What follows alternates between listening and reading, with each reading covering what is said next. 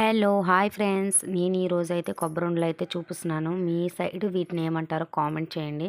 నేను వరలక్ష్మీదేవి వ్రతంకైతే కొబ్బరికాయలు పెట్టాను కదా! దాంతో అయితే నేను ఇట్లా కొబ్బరుండలు అయితే ప్రిపేర్ చేశాను. మనము దేవుడికి పెట్టేది కాబట్టి చట్నీలు అట్లాంటివి ఏం చేసుకోకూడదు. మనకు నచ్చింది ఏదైనా స్వీట్‌ని అయితే ప్రిపేర్ చేసుకోవచ్చు.